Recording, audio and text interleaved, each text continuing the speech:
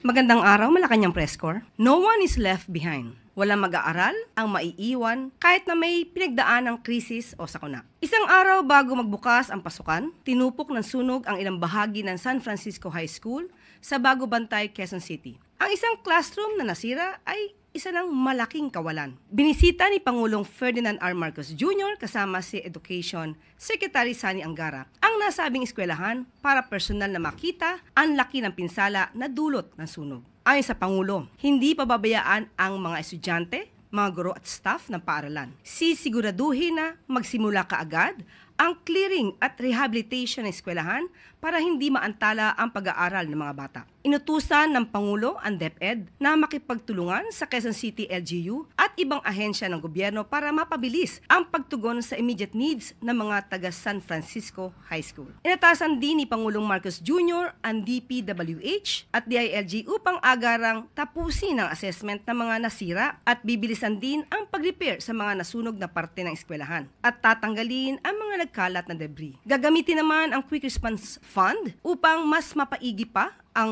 mga repairs ng mga pasilidad ng nasabing building. Binigyan diin ng Pangulo na gawing prioridad ang kanyang direktiba. Siguruhin na hindi maaapektuhan ang pag-aaral ng mga estudyante habang inaayos ang gusali at tiyakin na magsimula ang building rehabilitation sa lalong madaling panahon. Sa ngayon, napag-alamang nasa 3 million ang halaga ng pinsala na inabot ng 8 instructional classrooms at 12 ancillary rooms gaya ng library at faculty room. Nasa 640 students at 47 teachers naman ang naapektuhan. Naging mabilis naman ang tugon ng mga kinauukulan at na-relocate na ang mga apektadong klase sa ibang building. Nakapag-deliver na rin ng 600 armchairs, 7 orbit fans at drinking water dispensers para sa mga estudyante at teaching staff. Bukod dito ay nakapag-release na ng pondo para sa clean-up, clearing operations at immediate minor repairs ng gusali. Tumulong din ang Quezon City Government Engineering Office sa pag-inspect ng structural integrity at paglilinis ng gusali.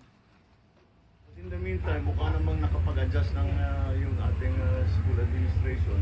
Nakapag-adjust sila, hindi sila nag-suspend ng klase, nagkalipat-lipat lang. So now, we must look to reconstruction itong nasira. Kaya siguro we have to look at the other schools also. Natiyakin na at the very least, may magandang fuse box para hindi makapag-overload sa ating electrical system. But in the meantime, Public Works has already been, of course, I've already instructed the Public Works na tignan nila and what will it take, how soon can we rebuild it. In a way, it's an opportunity for us to upgrade the building.